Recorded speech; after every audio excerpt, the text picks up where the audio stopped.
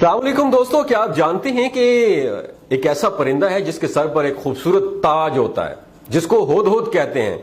یہ اسرائیل کا قومی پرندہ ہے۔ اس کو حرام قرار دیا گیا، لیکن حرام ہونے کے باوجود اسرائیل نے اس کو اپنا قومی پرندہ کیوں بنایا ہے؟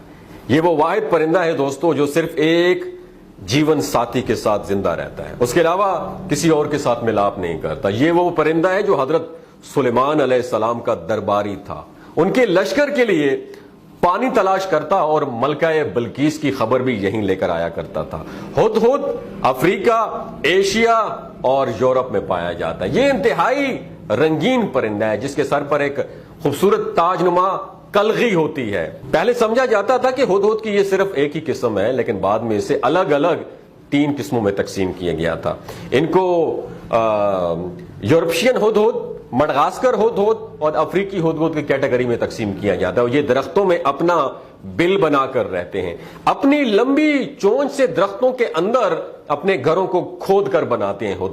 ہدہد کے اپنے گھر یا مسکن کے لیے تمام بنیادی ضرورتیں ہوتی ہیں۔ انہیں ہلکے سبزے والی زمین درکار ہوتی ہے۔ یہ کئی دیگر جانوروں کی طرح سن بات یعنی دھوپ میں بیٹھنے کی بھی شوقین ہوتے ہیں۔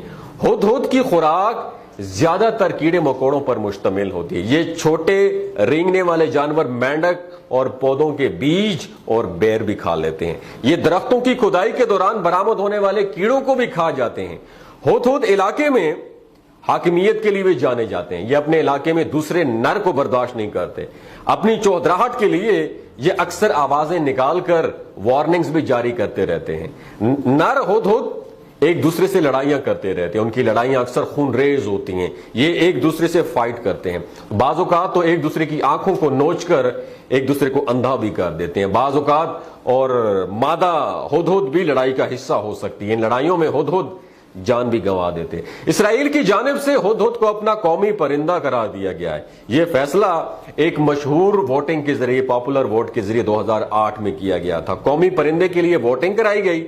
1,25,000 لوگوں نے پرندے کے حق میں ووٹ دیا، کیونکہ ہدہد ہی حضرت سلیمان علیہ السلام کو ملکہ بلقیس تک لے کر گیا تھا۔ اس لیے اسرائیلی شہریوں نے اس کا انتخاب کیا اور اس کو قومی پرندہ قرار دیا۔ یہ یہودی مذہب میں حرام ہے، اسے کھایا نہیں جا سکتا۔ اس لیے یہ سوال اٹھایا جاتا ہے کہ حرام پرندے کو قومی پرندہ کیوں قرار دیا گیا ہے؟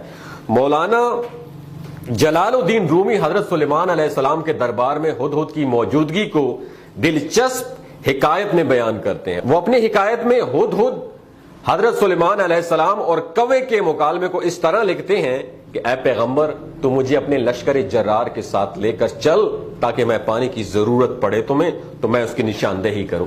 حضرت سلیمان علیہ السلام نے ہدہد کی اس کی خاصیت کی بہت تعریف کی۔ ہدہد کو اجازت دی کہ صحراؤں میں سفر کے دوران فوج کے ساتھ چلے تاکہ پانی کا کھوج لگایا جا سکے۔ کوے نے جب سنا کہ ہدہد کو ہراول دستے میں شریک رہنے کا اعزاز حاصل ہے تو مارے حسد کے کالا پڑ گیا، انگاروں پر لوٹنے لگا۔ فوراً پیغمبر خدا کے سامنے آ کر کہا کہ اس ہدہد نے آپ کی سخت گستاخی کی ہے اور قطعی جھوٹا دعویٰ کیا ہے۔ کوے نے مطالبہ کیا کہ ہدہد کو جھوٹ اور غلط بیانی کی سزا دی جائے۔ اس سے پوچھیے، اگر تیری نظر اتنی ہی تیز ہے کہ زمین کے گہرائی میں چھپے ہوئے پانی کی خبر لاتی ہے تو پھر ذرا سی خاک میں چھپا ہوا وہ ٹریپ، وہ پھندا کیوں نظر نہیں آتا، کیوں دکھائی نہیں دیتا؟ جو شکاری تجھے پھنسانے کے لیے لگاتا ہے، ایسا ہی ہنر رکھتا ہے تو پھر گرفتار کیوں ہوتا ہے؟ آسمان کی بے پناہ بلندیوں سے وہ جال تمہیں کیوں نظر نہیں آتا؟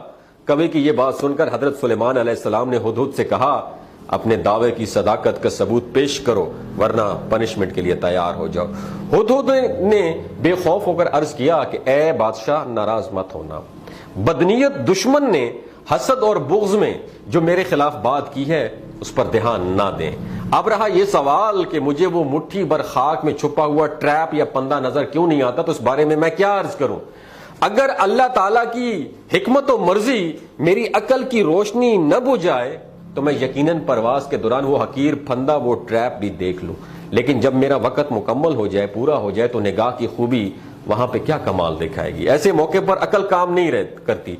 چاند کالا سیاہ ہو جاتا ہے اور سورج گہن میں آ جاتا ہے۔ میری عقل اور بصارت میں یہ طاقت کہا کہ فرمان خداوندی کا مقابلہ کر سکو۔ اس طرح دوستو یاد رکھیے جب قوموں اور افراد پر عذاب الہی نازل ہوتا ہے تو ان کی عقلیں اندھی ہو جاتی ہیں، ان کی اصل بینائیاں جو ہے نا وہ سلب کر لی جاتی ہیں۔ دوستو، ہدہد کی اس کہانی سے آپ نے کیا سیکھا؟ بحیثیت قوم، بحیثیت امت آپ نے کیا سیکھا؟ کمنٹ سیکشن میں ضرور بتائیے گا، اور اس ویڈیو کو زیادہ سے زیادہ شیئر کیجیے گا۔ ہو سکتا ہے اس ویڈیو کے ذریعے اللہ تعالیٰ کسی مسلمان بھائی کا دل بدل دے۔ اپنا اور اپنے ساتھ جڑے رشتوں کا خیال رکھیے گا۔ اللہ حافظ۔